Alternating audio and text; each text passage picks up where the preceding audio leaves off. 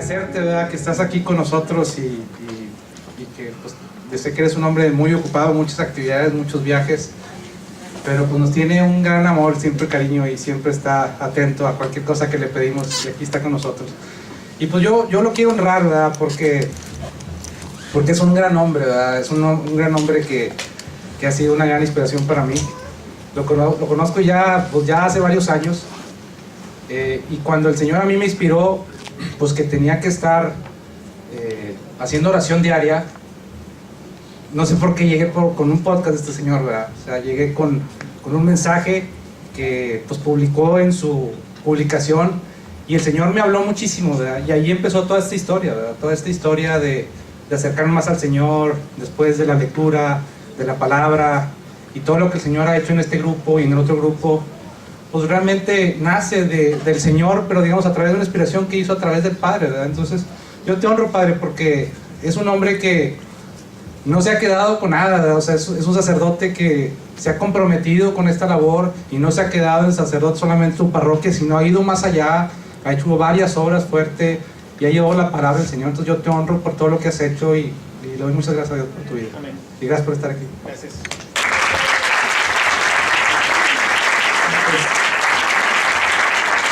Le agradezco mucho a Juan Pablo que me haya invitado a esta reunión. Realmente creo que están haciendo, hace ya algún tiempo me había comentado que el Señor le movía a juntar matrimonios jóvenes, principalmente. Ahora me dice que también hay algunos matrimonios ya no tan jóvenes, ¿verdad? Que están también iniciando este camino espiritual. Así que bueno, pues con mucho gusto acepté. Generalmente pues los lunes ahorita dejé a mi pobre vicario ahí atorado con las confesiones, ¿verdad? Tenemos confesiones como hasta las 11, 11:30, dependiendo cuánto estamos confesando, así que hoy probablemente cuando llegue todavía tengo que confesar un rato junto con él. Pero bueno, también esto es importante. Entonces bueno, quiero hoy compartir, me pedía Juan Pablo que hablara un poquito sobre el tema de los roles dentro del matrimonio. Qué es lo que Dios ha pensado para el hombre y la mujer dentro del matrimonio, y quiero complementarlo un poco con el tema del equilibrio. Uno de los problemas en la vida espiritual es el equilibrio. Cuando nosotros no tenemos equilibrio en nuestras vidas, entonces todo se sale de balance. Y yo siempre, bueno, pues como estudié ingeniería antes de ser sacerdote, pues para mí esto me suena siempre muy interesante, porque conozco muy bien las consecuencias de perder el equilibrio, ¿no? De salirse del eje cuando un círculo, una rueda está girando y se sale del eje, entonces empieza un proceso de oscilación en la rueda, que si le metemos velocidad, pues termina por desintegrarse. Llega un momento en que se llama resonancia, llega al punto final de resonancia y simplemente explota, desaparece. Y esto es lo que ocurre en nuestras vidas, ¿no? O sea, de repente todo va muy bien, nada más que hoy vivimos un mundo de mucho acelere, ¿no? Mucho acelere de la gente que trabaja, y hoy que pues también la mujer en muchos casos también trabaja, pues esto le imprime todavía más velocidad a esta rueda, ¿no?, en la que vamos girando todos. Si no la tenemos perfectamente bien centrada, esta velocidad termina con la rueda, termina con el matrimonio. Tengo unos 35 años de trabajar en el tribunal eclesiástico y he visto cómo matrimonios que pues la gente pensaba, oh, una maravilla enmascarada, ¿verdad?, súper bien, la pareja del año, en un cierto momento ¡pum!, detona algo y eso que parecía tan bello y tan bonito revienta, ¿no?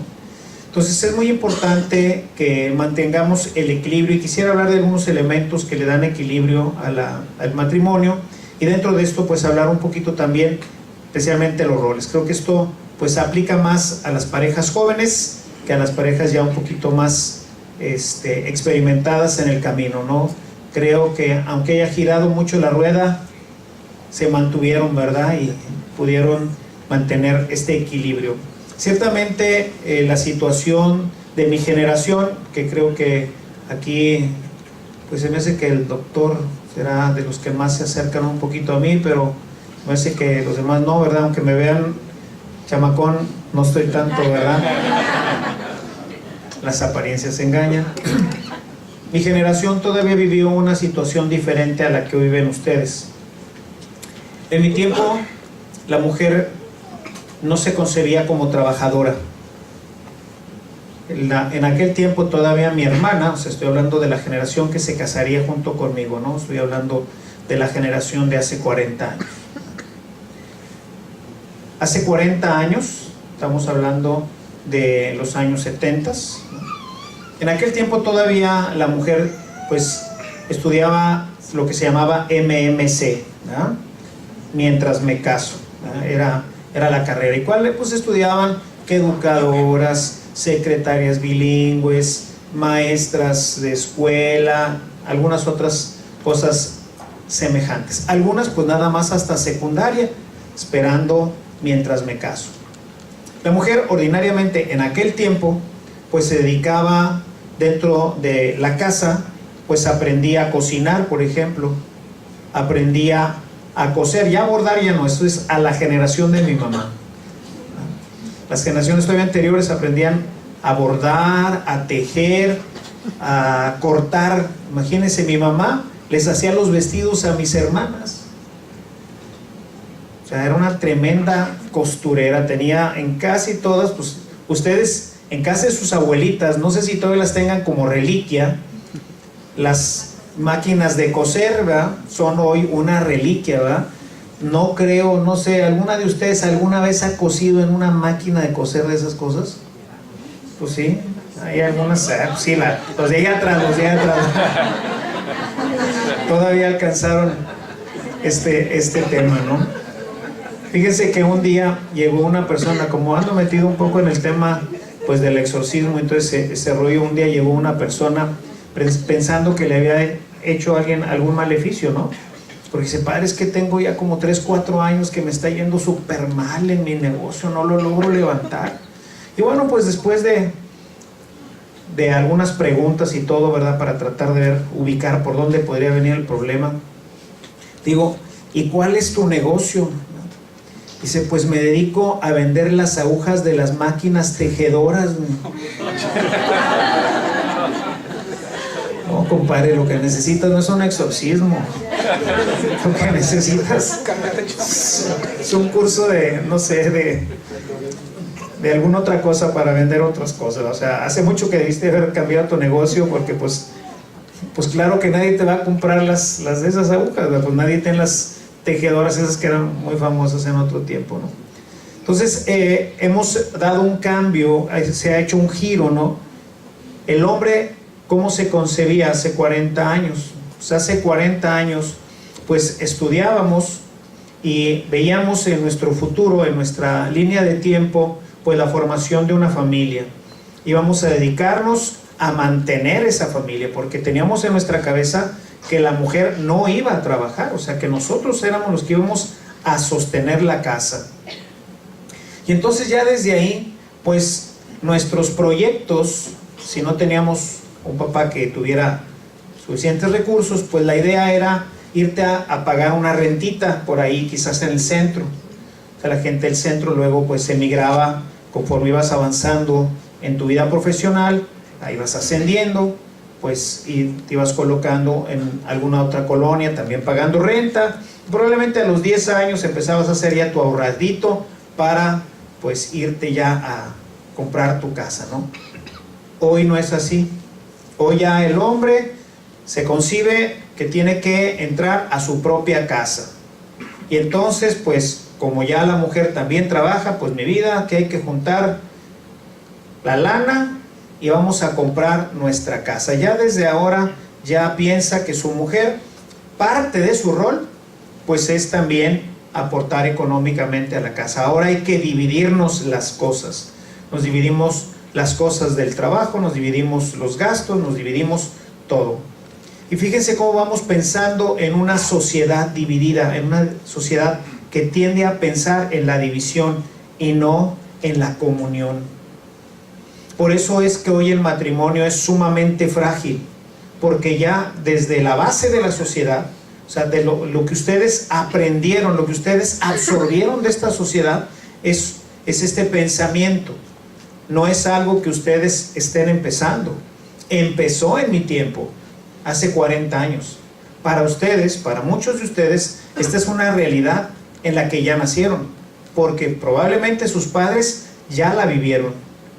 Quizás no completamente, pero ya en un estadio avanzado. Y a esto increméntenle que, nuevamente me retorno a los albores de la historia, ¿no? En mi tiempo, pues, escasamente la televisión. ¿Cuántos canales había en Monterrey?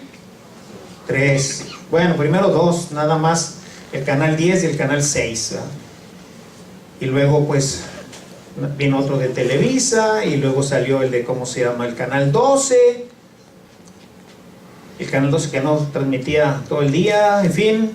Estaciones de radio, solamente AM, no existía la FM. Traías tu radiecito a ver si agarraba señal por algún lado. O sea, la comunicación era muy escasa. No sabíamos qué estaría pasando ahorita, pues allá en Siria, ¿no? De aquí a que nos llegaran y luego a que la pasaran.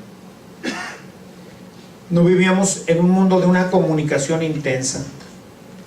Por otro lado, los valores. ¿Cómo eran los valores? En mi tiempo había, ahí yo pertenezco a la parroquia del Refugio, viví siempre en la colonia Mitras. Entonces íbamos a la parroquia del Refugio. Y ahí en la parroquia del Refugio ponían en la parte de afuera un pizarrón con las películas, que no eran tampoco tantas, ¿verdad? Habría unas 6 o 10 películas, ¿no? Porque no había tampoco muchos cines.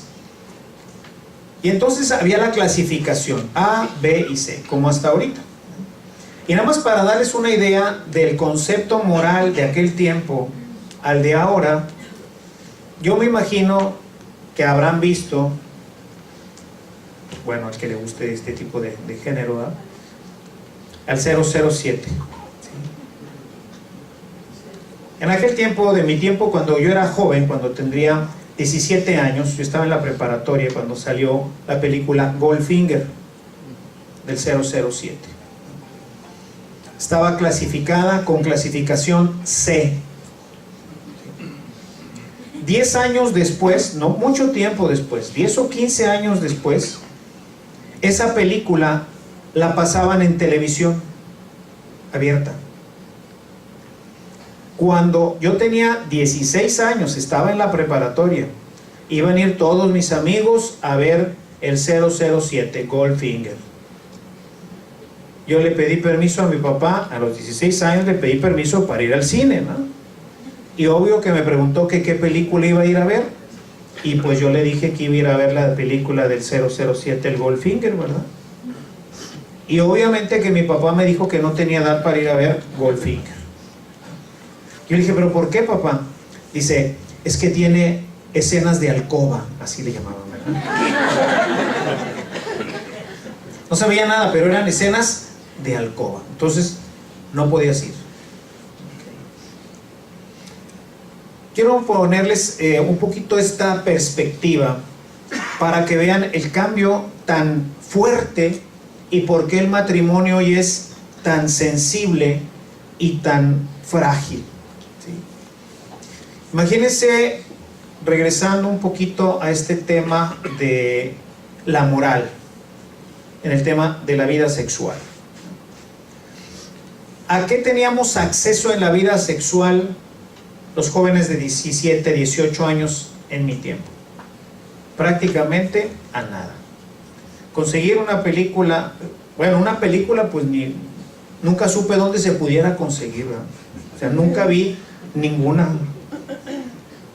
Vi una revista pornográfica, yo creo que tendría como algunos, está en facultad, yo creo que tendría unos 18 o 19 años, 20 años a lo mejor. La llevó Un chavo pues era de las razas que anda tirada para el mundo, ¿verdad? La había comprado en Laredo. Y estábamos todos como arañas fumigadas ahí encima de la revista, ¿verdad? Todos queriendo verla porque pues era, wow, era la novedad, ¿no? Pornografía en mi tiempo era ver una revista de vanidades. En las casas, si la mujer la compraba, tenía que ponerla fuera del alcance de los chavos, porque pues enseñaban, ¿cómo se llama? Las ropas íntimas de la mujer. Eso estaba prohibido, ¿sí? Tú veías una revista de vanidades y tenías que ir a confesarte. Habías visto escenas de una mujer desnuda, ¿no? ¿Qué provoca eso hoy en día? Hoy en día yo creo que no hay nadie, creo yo, que no se haya visto expuesto desde una edad temprana a la pornografía. Por lo menos que la haya visto, que la conozca, que haya tenido esta experiencia, ¿verdad? Y no solamente en la pornografía que se le llama el hardcore, ¿verdad? O sea, la 3X. Hoy el estímulo sexual es tremendo. O sea, hoy ver a una mujer pues en ropa íntima, pues a nadie le distrae, ¿no? Ver un hiper mega bikini que nada más cubre lo estrictamente necesario, pues tampoco nos distrae. Los niños desde pequeñitos, ustedes que están aquí, los más jóvenes, crecieron con esto. Crecieron con películas en donde pues las insinuaciones son más que insinuaciones, en que los besos pues son, ay Carlitos, agárrate tantito, ¿verdad? En que la moda de la mujer pues es completamente pues transparente, ¿verdad? ¿Qué sucede ahí? Sucede en el hombre particularmente que, por ponerle números, ya les digo que soy ingeniero, entonces me gusta ponerle números a las cosas porque esto nos da mejor las ideas, ¿no? Si en mi tiempo el nivel de excitación normal de un hombre era de 10, hoy es de 60. ¿Sí?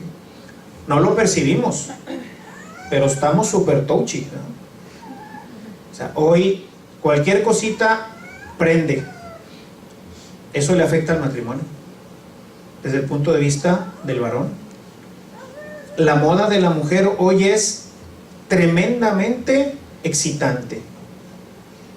En estos días, pues ahora que publiqué el sábado que publiqué en Facebook, andaba buscando, me pongo a buscar algo que pueda representar lo que estaba diciendo y traté de buscar alguna situación de la familia cristiana o alguna cosa así, cristianos, en fin, le puse así varias cosas en el buscador y una de esas, no sé cuál era la que estaba buscando, y entonces me sacó una escena que decía, honra a Dios con tu vestido, una cosa así, no me acuerdo bien qué decía. La foto está tomada desde la espalda de un hombre que está hincado rezando. Se ve que son las bancas de una iglesia, y delante está una chava con un pantalón pintado. Se ve que estaba guapísima la huerca, ¿no? O sea, un cuerpazo y el pantalón blanco pintado y se le veían hasta los chones, ¿verdad? Y el vato aquí así, no le toma la cara, ¿verdad? Pero ha de haber estado casi en punto de coma, ¿verdad?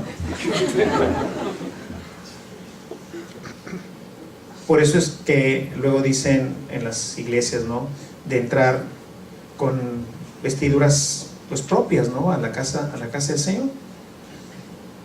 Pero esto es lo que hoy vivimos, ¿sí? Eso obviamente pues hace que pues haya un desbalance en el matrimonio, y no en el matrimonio, sino entre el hombre y la mujer. O sea, se va desbalanceando y ya entras. Le digo a los muchachos, entran ustedes al matrimonio 2-0. O sea, van perdiendo ya. ¿Qué quiere decir? Que la mujer tiene que poner un chorro para emparejar y el hombre tiene que poner un chorro para emparejar. ¿Por qué? Porque ese es el mundo en el que hoy nos toca vivir. Quisiera, para iluminar este tema,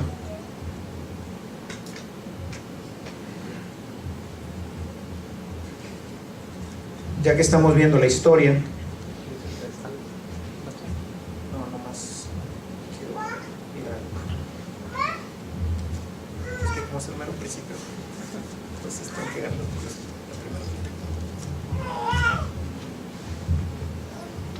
en el capítulo 2 del Génesis,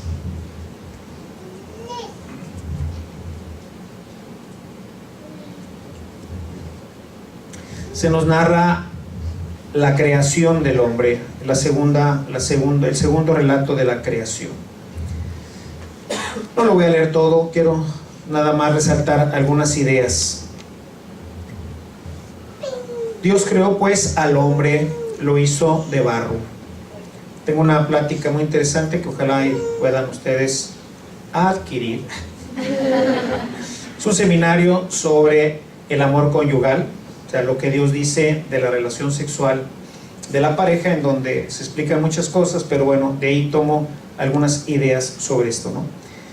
Dice, Dios creó al hombre y lo hizo de barro, dice, del suelo hizo al hombre. ¿Cómo es el hombre? Pues de barro, ¿verdad? De tierra. ¿Para dónde tira? Para el monte, ¿verdad? O sea, para la tierra es bien frío, no tiene así como que no nos enredamos muchos. Ay, ¿qué tiene? Así es, o sea, no pasa nada. Somos, en ese sentido, más parecidos a los animales, ¿sí? O sea, nos mueve el instinto en todos los sentidos. Por eso no batallamos para la sobrevivencia, por eso tenemos mucho más atracción sexual, por eso somos más fríos, más calculadores, en fin. Pero vio que no estaba bien que el hombre estuviera solo. Y en los animales, cuando crea todos los animales, pues no encuentra ninguno que le pudiera ayudar. Dijo entonces el Señor, no está bien que el hombre esté solo. Voy a hacer a alguien que lo acompañe y lo ayude. Pero como no encontró a nadie, entonces dice el texto,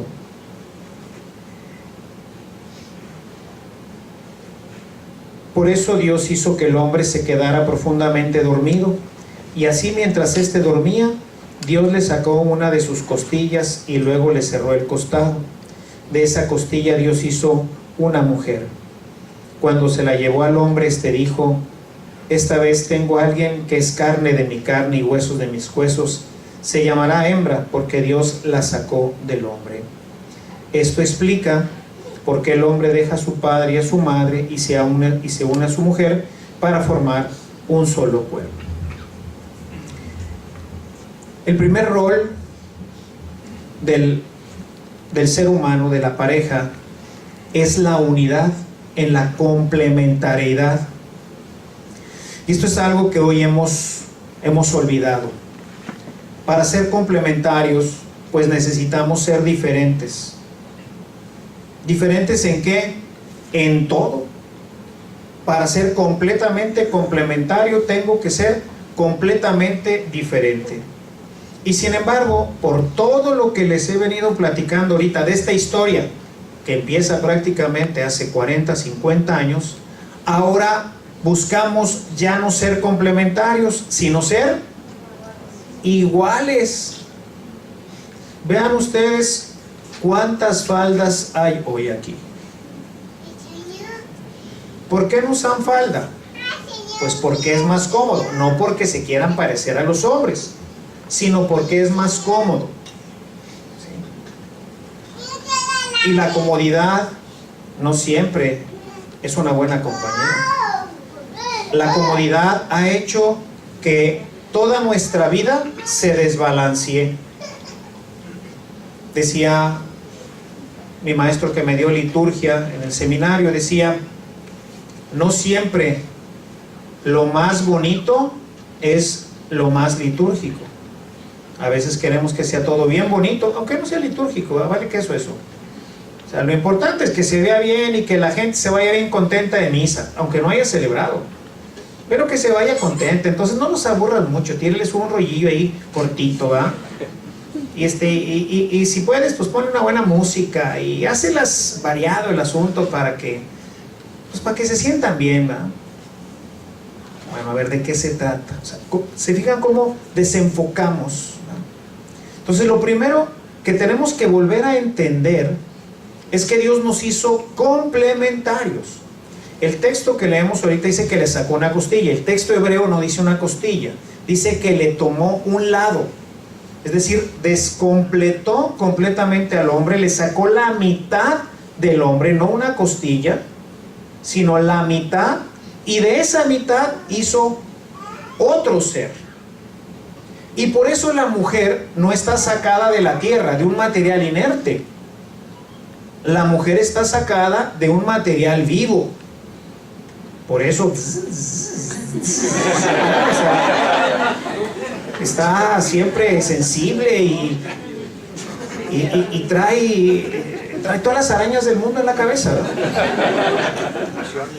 Ahora en la mañana, yo siempre cuando toco a veces este tema les digo que cuando yo llegue al cielo voy a darle gracias a Dios de 3 cosas.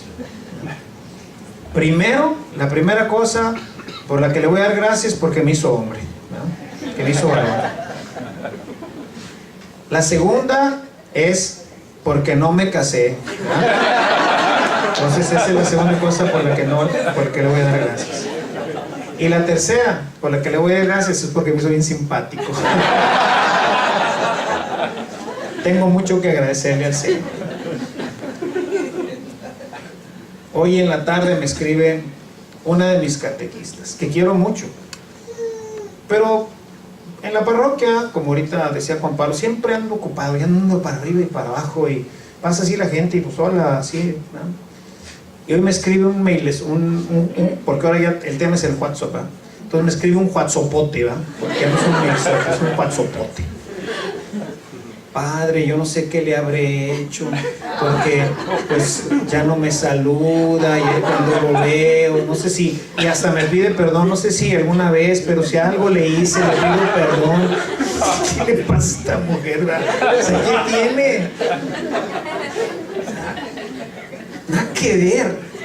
E incluso le estaba comentando, porque hoy comimos juntos las chicas de la oficina, comieron conmigo, y les decía, precisamente ayer me tocó darle la comunión en la misa y la vi medio triste, y a veces así cuando veo a una persona que viene así triste, si es mujer casi siempre le hago una caricia después de dar la comunión, y si es un hombre le agarro el hombro, ¿verdad? Así como diciendo, ánimo, ¿verdad? El Señor está contigo, ¿no? Y sentí el impulso de hacerlo con ella porque la vi triste, ¿no? O sea, pero de eso que se me volteó para el lado contrario, donde no la podía fácilmente hacerle la caricia, y se me fue. Y luego al final ya no la vi. Y hoy me dice que estoy, ¿cómo se llama? Que si le hice algo, que ya no le hablo. ¿Qué le pasa, verdad? Bueno, creo que las mujeres saben que así son, ¿verdad? No estás casado. Pero trato con muchas, ¿verdad? Continuamente, y cosas que me suceden como hoy, que dice uno, ay Carlitos, qué difícil está este rollo. Pero ¿por qué son así? Pues porque son de un material vivo, ¿okay? Entonces se complementa, ¿okay? La mujer es completamente diferente, no solamente sexualmente ni físicamente, es intelectualmente diferente. Y esto no quiere decir que sean más tontas o más listas, son completamente diferentes. Hasta la última célula es de genética femenina. Todo está hecho para complementarse, pero desviamos esta complementariedad para hacernos iguales. Ahora los dos usamos pantalones, ahora los dos trabajamos, ahora los dos ponemos dinero para la casa, ahora los dos, y dice uno, Ahora los dos educamos a los hijos. ¿Y cómo los van a educar? Si los dos están trabajando. Hay otra plática, que esta sí es gratuita, que se llama Los retos de la familia cristiana del siglo XXI. Y uno de los retos es regresar a la complementariedad, volver a entender nuestros roles en la sociedad. Porque esto es lo que genera todo el desbalance en la vida social. La mujer es la que tiene a los hijos. Y la tiene porque Dios le dio, además de la capacidad y los órganos para que pudiera ahí engendrarse el bebé, para que luego los pudiera alimentar. Nosotros también tenemos tetillas, podríamos producir leche, pero dijo no, que la mujer también lo alimente. Hay unos experimentos tremendos en Estados Unidos sobre, por ejemplo, el tema de la alimentación femenina. Los niños, hay una asociación en Estados Unidos que se llama, así en español, La Leche, que es una asociación de mujeres, ¿verdad?, que pertenece a la Iglesia Católica, que trata de que las mujeres amamanten a sus hijos, porque se ha perdido esto. Y obviamente que se pierde porque la mujer, pues, a los 40 días que le dan de incapacidad, pues regresa a trabajar, y pues en el mejor de los casos, pues se ordeña y le deja ya las mamilas, ¿verdad? Pues así es, digo, no sé cómo se diga, ¿verdad? ¿Cómo se dice, doctor, esto? Se saca la leche. Sacarle la leche es ordeñar a alguien.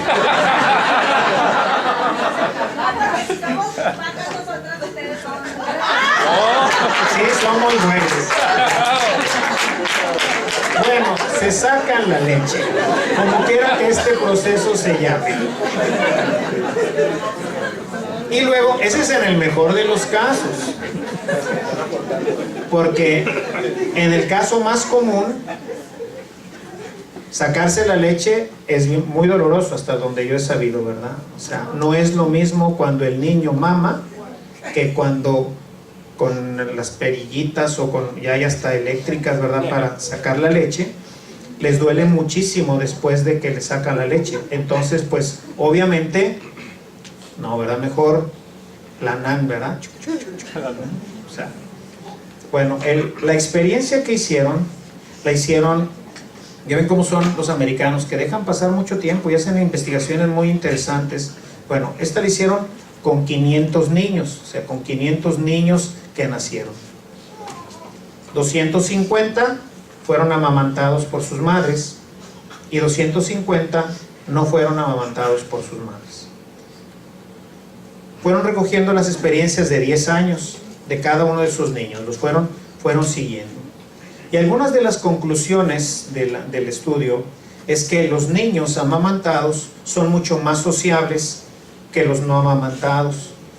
Tienen mucho más capacidad de relación y son mucho más afectivos que los que no fueron amamantados por sus madres.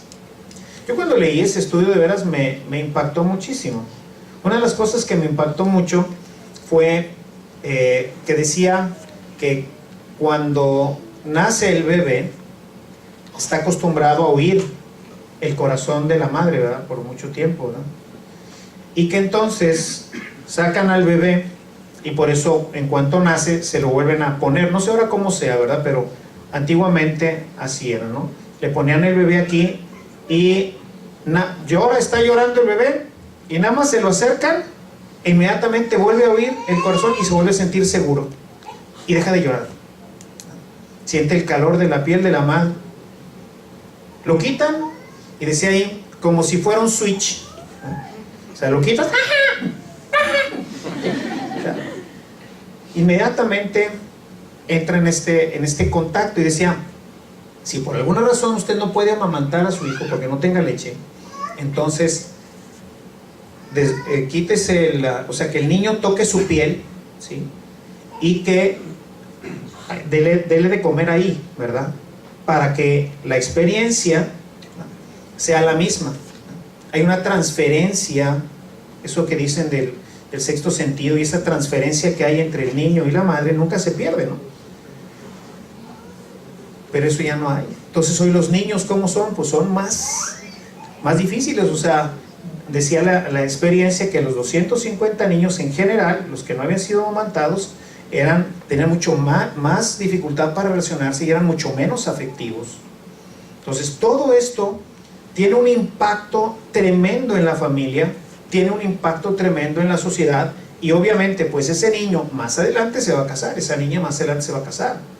Y entonces resulta que ya de origen, ya traemos, los que no fueron amamantados por sus madres, ya traen un hándicap negativo.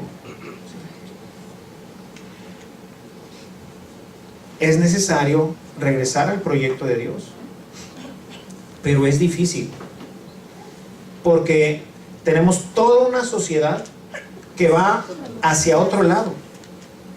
Ustedes están iniciando en un proyecto cristiano, y una de las cosas importantes que tiene que irles quedando claro en este proceso cristiano es que la vida tiene que cambiar, y ese cambio no es superficial. Es un cambio fuerte, radical, que impacta todas las áreas de nuestra vida.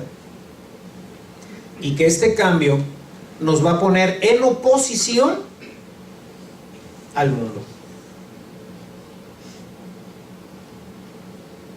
La primera comunidad vivía una situación muy semejante en muchas áreas a las que nosotros vivimos hoy como cristianos. Vivían en una sociedad completamente pagana, con las costumbres muy parecidas a las de nuestro mundo. Por ejemplo, el aborto pues era algo normal en la comunidad romana. O sea, no era un delito abortar. El homosexualismo era una cosa cotidiana. Casi todos los senadores tenían la pederastía, tenían sus muchachitos. Era una sociedad bien terrible. Los espectáculos, ir al circo, no mataban a los cristianos, ahí estaban los gladiadores y se hacían pedazos, luchaban contra fieras, y pues unos sobrevivían y otros no. O sea, era ir a ver cómo se comían a un ser humano, era ir a ver cómo entre 3 o 4 que luchaban, 3 o 4 contra otros 3 o 4, a ver quién sobrevivía. Nada más iba a sobrevivir un equipo, a lo mejor nomás uno de ese equipo, y todos los demás hechos pedazos con lanzas, con garfios, con todo, salían armados con todo, y eso enardecía a la gente y le encantaba, y tenían peleas cada 3 o 4 días. En todos los pueblos grandes había una arena. Y pueblo grande sería, hagan de cuenta, Villa de Santiago, ya sería un lugar para que ahí hubiera una arena. Y ahí hubiera gladiadores y apuestas. Hagan de cuenta como hoy los toros, o como los gallos, nada más que con seres humanos. Ahí estaban las apuestas. O sea, la sociedad de aquel tiempo fue terrible. Hay una carta que vale la pena, no sé si ya la hayan leído, que es la carta a Diogneto. Esta carta es una apología de los cristianos, de alguien que pues no sabemos quién le escribe, pero se le escribe a Diogneto, que se cree que era algún dignatario romano. Y por ejemplo, en el tema del aborto dice, como diferencias de los cristianos y de los no cristianos. Dice, los cristianos no matan a sus hijos. O sea, el aborto se va a acabar cuando los cristianos dejen de matar a sus hijos. En ese momento se va a acabar. La drogadicción, la drogadicción estaba pero extendidísima. El opio circulaba en las calles de Roma. Lo mismo que el alcohol. La gente vivía embrutecida cuando no había guerra. ¿Cuándo se acabó eso? Cuando los cristianos pusieron orden y reformaron el mundo. Nosotros estamos llamados a eso. Ustedes, las nuevas generaciones. Les toca a ustedes, hermanos, un mundo muy difícil y una oportunidad única que no tuvimos nosotros, porque nosotros todavía vivimos en un mundo más cristiano, aunque ya se gestaba. Todo esto viene gestándose en su última parte desde el siglo XVIII. Desde ahí fue avanzando hacia el XIX y en el XX alcanza su cúspide. Ahí el mundo se desvía completamente y toma nuevamente el camino del paganismo. O nosotros, y a mí me quedan ya bien poquitos años, ¿no? Quizás unos 20 más. Tengo 62, probablemente muera de 82 o por ahí, si me va bien. Más bien diría si me va mal, porque es mejor morirse antes, pero bueno. ¿Cuánto más voy a empujar? Pues a lo mejor, le decía el otro día al obispo, a lo mejor otros 10 años más.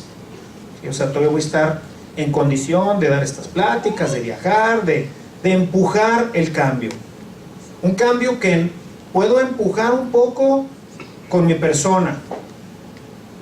No tengo familia. O sea, no puedo dejar nueva generación. Puedo dejar lo que pueda convencer a la gente que veo quizás una vez como ustedes. Pero ustedes tienen hijos que van a ver todos los días. Y hay que empujar hacia un cambio que los va a poner en una situación bien difícil, como le pasó a la primera comunidad. ¿Qué es lo que sigue? La persecución. Quizás no como la de los sirios y todo eso.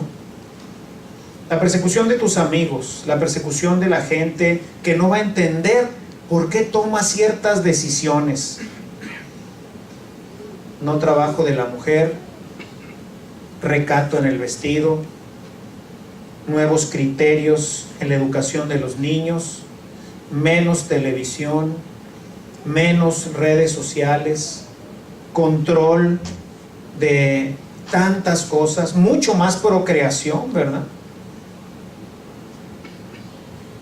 Hoy el promedio de procreación de los cristianos, católicos y no católicos en México bajó de 1960 el índice de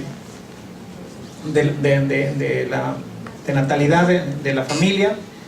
En 1960, bien poquito tiempo, es de mi tiempo esto, 1960. En 1960 el índice era de 6.4. O sea, el promedio era 6.4 niños por familia. Ese era el promedio en México. En el 2010 es 2.4. El mínimo para que se conserve una sociedad es de 2.2. Estamos apenas 2 décimas arriba de lo que es mínimo para que se conserve. Cuando baja a 2.1 se pone en peligro, y cuando baja a 1.9 es irreversible. En España, ¿saben cuál es el índice? 1.1. España, en esta generación, lo mismo que Alemania, en los próximos 25 años, no habrá más cristianos. O sea, la cultura europea, que pues sería una cultura cristiana, va a desaparecer en Alemania y en España, en esta generación que ustedes van a ver. Ustedes, los que viajen, si es que no se acaba el mundo antes, y si los dejan ir a esos lugares, porque van a ser lugares musulmanes. España, Francia, ahorita, ¿ven el problema que trae? ¿Y saben cómo lo van a arreglar? No van a poder. El 45% de los jóvenes menores de 25 años son musulmanes en París. ¿Perdón? En 30 años va a ser musulmán. ¿Sí? O sea, es irreversible porque toda Europa, bueno, París tiene 1.4, su tasa de nacimiento es 1.4. En promedio, Europa, 1.3. O sea, toda Europa se va a extinguir. ¿Quién la va a habitar? Lo más seguro es que sean los musulmanes. Ellos se reproducen a una tasa de 8.1. 8.1.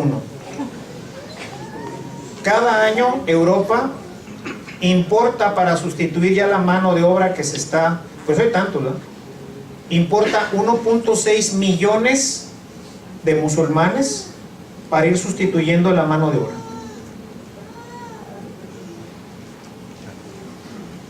Está cañón, ¿no? Pero lo más grave es que para allá vamos. O sea, solamente en 40 años en México pasamos de 6.4 a 2.4. Y todas las conversaciones que oigo de los muchachos, no, pues ya tengo la parejita. Ya, 2. Se acabó.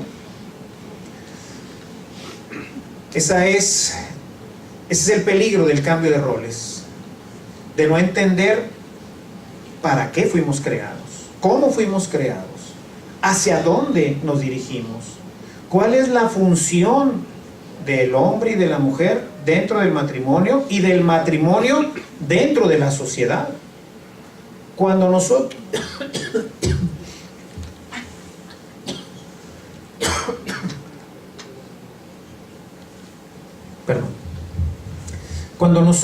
está bien, nada más necesitaba tantita agüita. Cuando nosotros nos salimos del programa, entonces es como salirse de una carretera. Cuando vas por una carretera bien pavimentada, pues va a ser bien difícil que se estropee tu automóvil, ¿no? Está hecho para eso, ¿no? Fíjense, en mi tiempo siempre hemos sido así como medio malinchinones y todo este rollo, ¿no? Entonces, ¿cuál era la onda? Irte a comprar al otro lado unas llantas Michelin. Esa era la onda, ¿no? O sea, comprabas tu carro, ponerle rines y llantas del otro lado, y allá aventabas las otras, ¿no? Ya dejabas tus llantas mexicanas y te traías tus llantas Michelin. ¿Cuánto te duraban las llantas Michelin? La mitad de las mexicanas. ¿Por qué? Porque las Michelin, que estaban en aquel tiempo nada más hechas para los americanos, aquí no se vendía la Michelin, estaban hechas para las carreteras americanas. O sea, que no tienen baches, que están bien pavimentadas, que tienen un tipo de pavimento. Claro, están hechas para eso. Tú te traías unas llantas a las terracerías y a nuestros baches y a todo, pues te las truenas.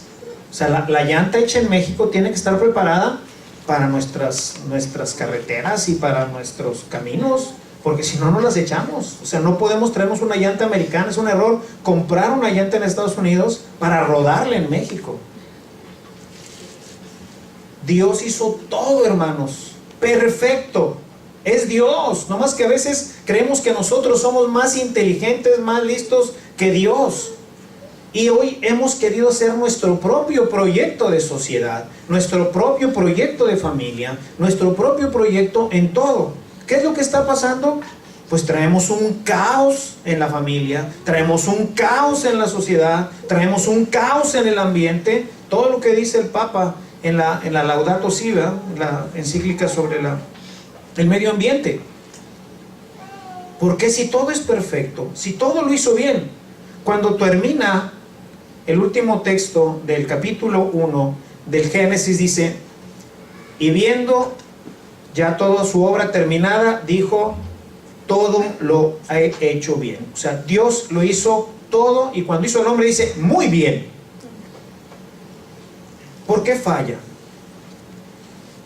Falla porque nosotros queremos hacer nuestra propia sociedad, porque nos hemos dejado convencer por el mundo de que Dios es un mentiroso y de que Dios no debe de tener participación en cómo yo llevo mi familia, ni cómo yo llevo mis negocios, ni cómo yo llevo la sociedad, nada. Yo voy a hacer mi propia sociedad.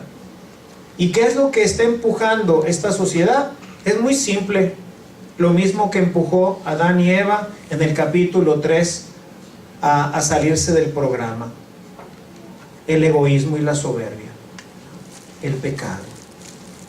Dice Pablo en su carta a los Romanos, seguramente conocen esa cita, del capítulo 7, a partir del versículo 14.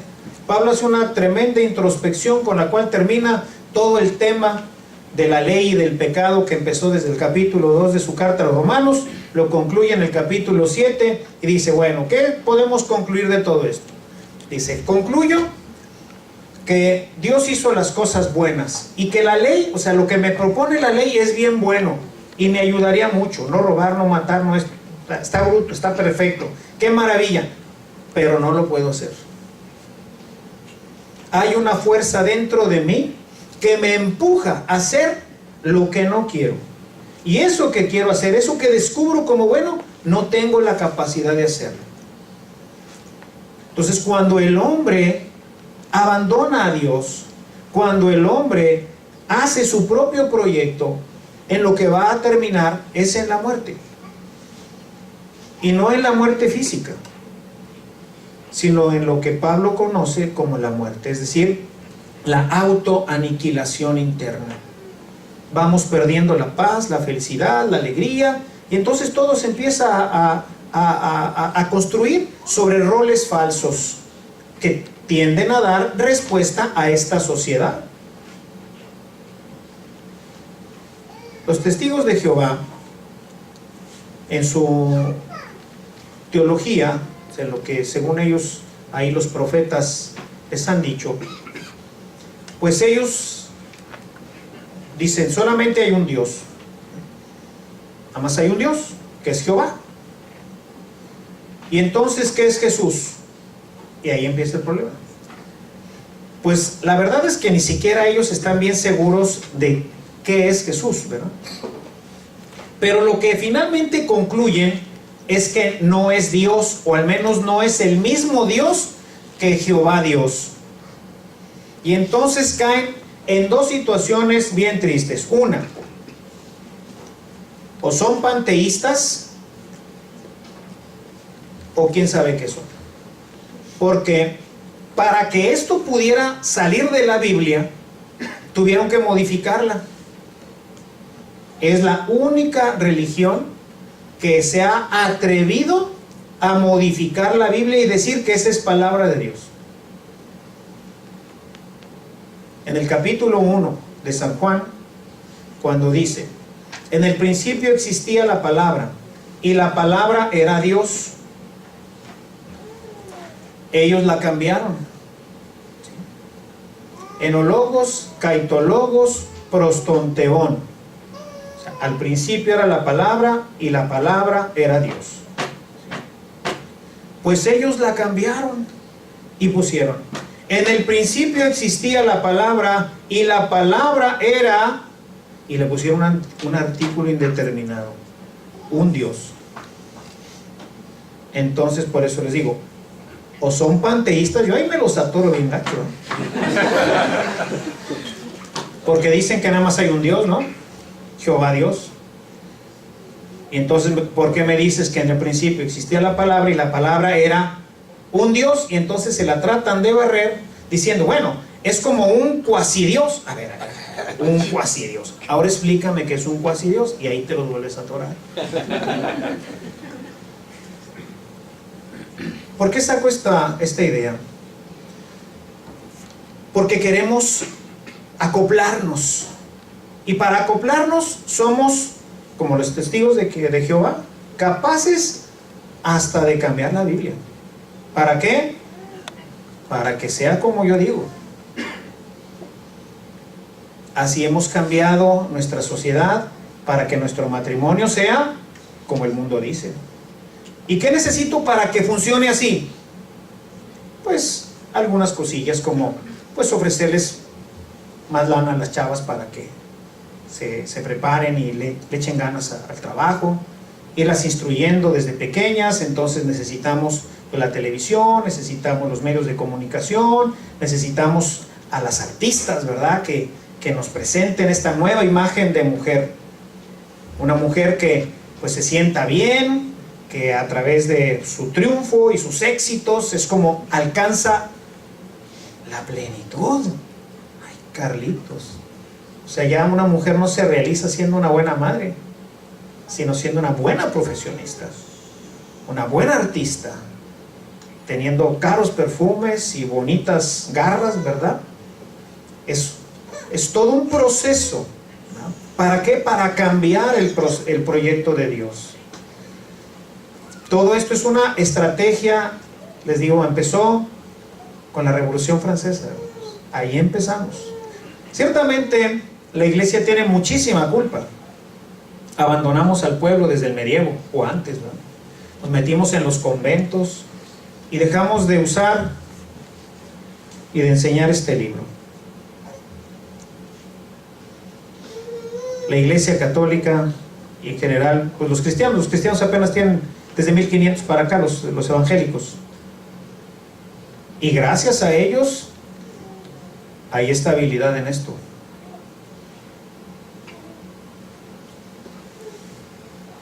¿No Biblia? No sabemos cuál es el plan. ¿De qué se trata esto? Pues quién sabe, ¿no? No, bien sencillo. Les leí 2 versículos del Génesis 1, del Génesis 2. ¿De qué se trata? De que somos diferentes. Uno es de tierra y el otro es de carne. Bien distintos. Jalan distinto, piensan distinto, reaccionan distinto, funcionan distinto. Son distintos, completamente distintos, aunque seamos carne de la misma carne, nada más que uno fue tomada del barro y la otra fue tomada de la carne del hombre. Y por eso cuando el hombre y la mujer regresan, no le tomó una costilla. Esa es una traducción pues corta, ¿verdad? Es una traducción que no hace justicia al texto, ¿no? Le tomó todo un lado. Por eso este texto de la Biblia me gusta mucho, la traducción en lengua actual. Si se fijan, al final como dice, y esto explica por qué el hombre deja a su padre y a su madre para unirse a su mujer. ¿Por qué? Porque yo no puedo vivir separado. No puedo vivir separado. Los hombres no podemos vivir sin la mujer. El sacerdote, para poder vivir célibe, para poder vivir sin vivir con una mujer y complementarse, tiene que recibir una gracia, que es la gracia del celibato. Si no lo tiene, camina porque la va a buscar y la necesita. No estamos hechos para vivir con un pedazo nada más. Necesitamos fusionarnos. Por eso todo el tema del lesbianismo y del homosexualismo pues no tiene ningún sentido, porque no hay ninguna complementariedad. Esos sí son 2 igualitos en todo. Son 2 enfermos o 2 enfermas, ¿verdad? Que creen ver en el otro algo, pero que en realidad solamente está en su cabecita, porque afuera son hombres los 2, que se complementan. Es una cuestión, como yo les digo, cuando toco este tema, es una cuestión antropológica, no es religiosa. No, es que la iglesia católica, no, ¿cuál iglesia católica? Es una cuestión antropológica. La Biblia es antropológica. O sea, la Biblia nos revela cómo hemos sido hechos y cuáles deben de ser nuestros roles. Cuando nosotros no entendemos este libro, hermanos, vamos fuera de la autopista, ¿verdad? Entre baches y ay, pues. Y entonces todo le empieza a sonar la carrocería y todo, y le empieza a entrar tierra al carburador. Y ahora,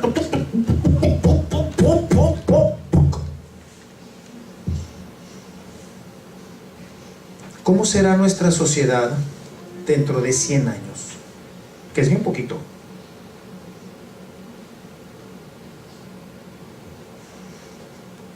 Dentro de 25, máximo 50, Europa no será, al menos, no sé si será totalmente musulmano, ¿cómo será?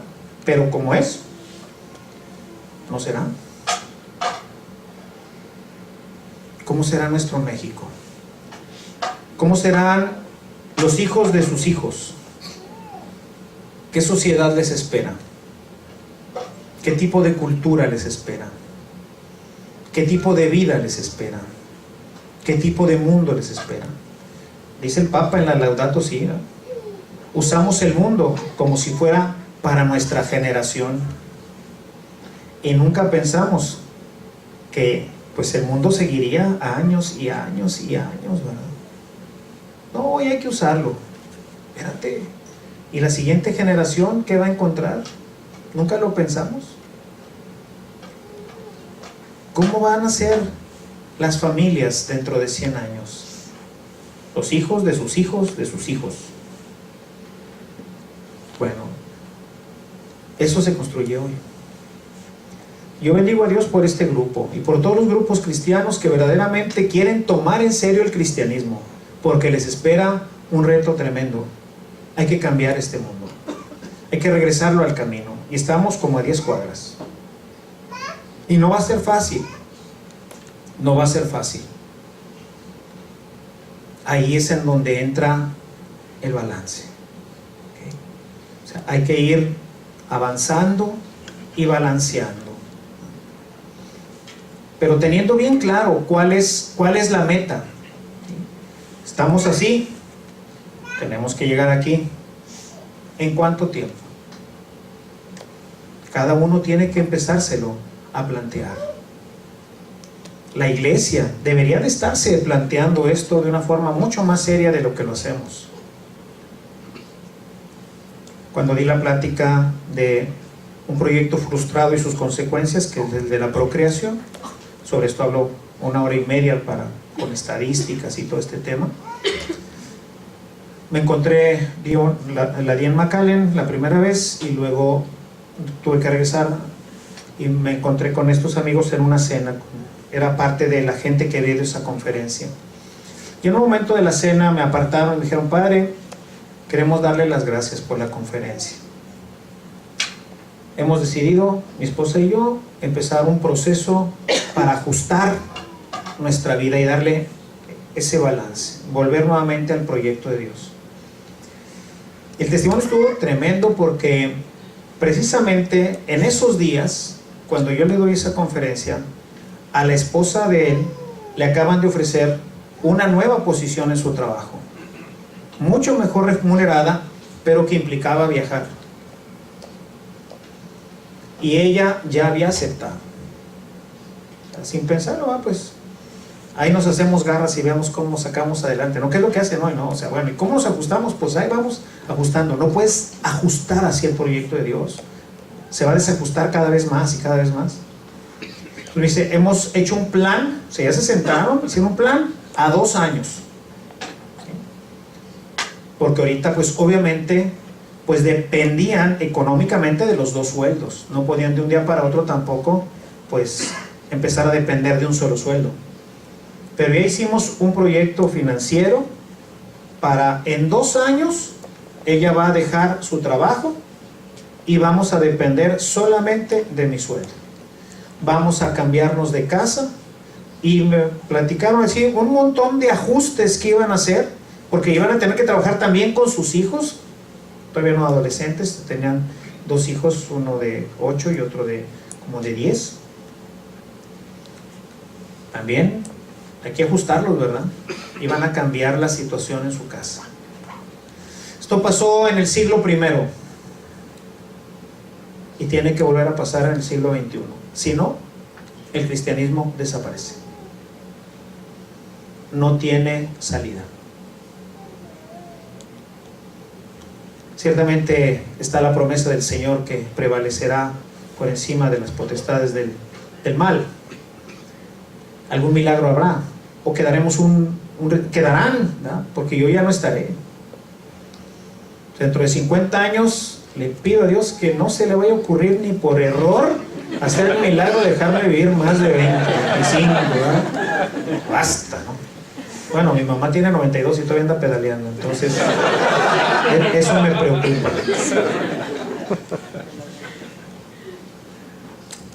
Pero en 50 años, ¿qué va a pasar? Y lo vemos ya venir. Europa es así, next step. Eso va a ocurrir mañana. Sin contar todos los problemas en Siria y todo el desbarajuste, ¿verdad?, que tenemos en otras partes del mundo. Entonces, bueno, pues roles, balance, ¿verdad? Hay que regresar a los roles para que se vuelva a balancear esto. Si no se balancea, les decía al principio, ¿no?, la rueda que gira, agarrando velocidad.